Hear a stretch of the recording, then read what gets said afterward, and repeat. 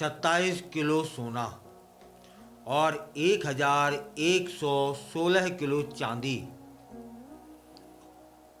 तमिलनाडु सरकार को मिली है।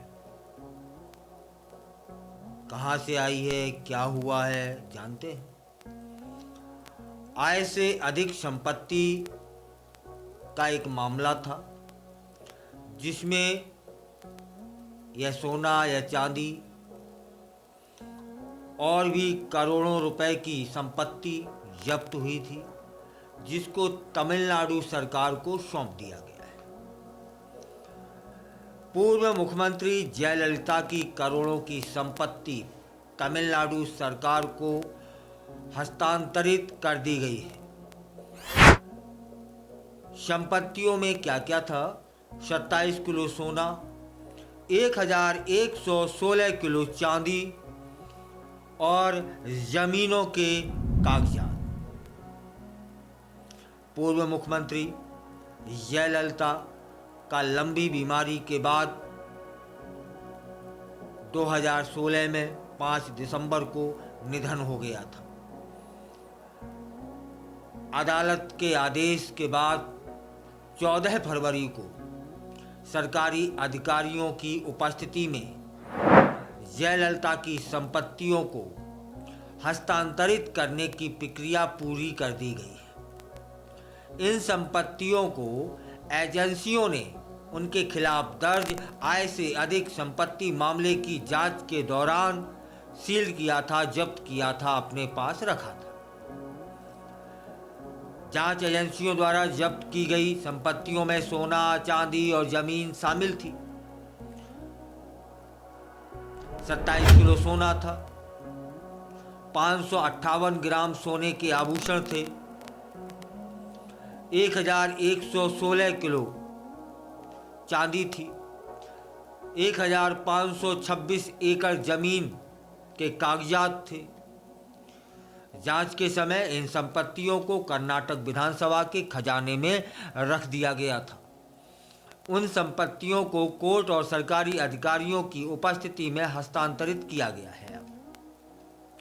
कड़ी सुरक्षा में यह सब हस्तांतरित हुआ और उसकी वीडियोग्राफी भी हुई, क्योंकि इन कीमती सामानों को प्राप्त करने के लिए तमिलनाडु गृह विभाग के एक संयुक्त सचिव कोर्ट में उपस्थित थे। ट्रेजरी अधिकारियों ने कड़ी सुरक्षा के बीच सावधानी से संपत्ति को उन्हें सुपुर्द कर दिया।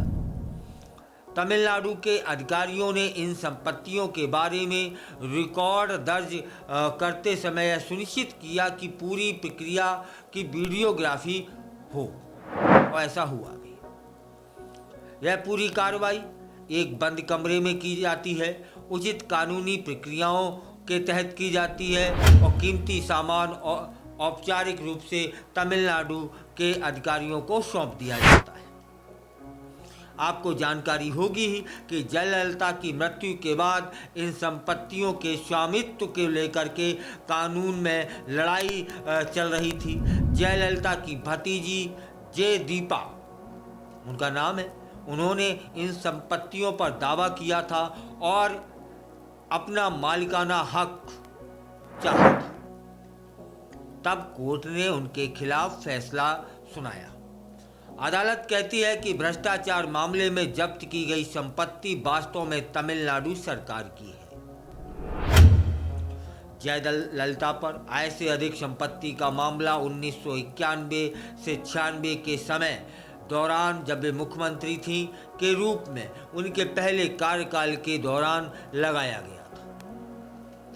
आरोप था उन्होंने अपनी आय के ज्ञात स्रोतों से अधिक संपत्ति अर्जित की है।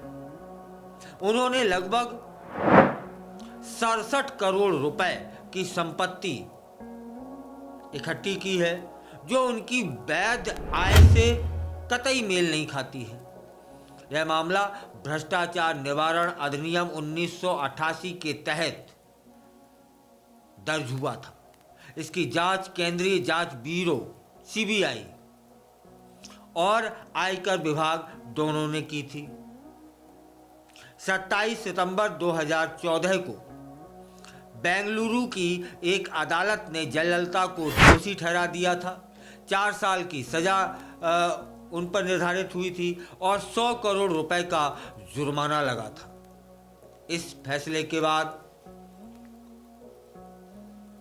उन्हें मुख्यमंत्री पद छोड़ना पड़ा था और जेल जाना पड़ा था। मई 2015 में कर्नाटक हाई कोर्ट ने उन्हें बरी भी कर दिया। इसके बाद वह फिर से मुख्यमंत्री बन गई थी। अब बात करते हैं 2017 फरवरी की। माननीय सुप्रीम कोर्ट ने हाई कोर्ट के फैसले को फिर पलट दिया और निचली अदालत के फैसले को बरकरार रखा।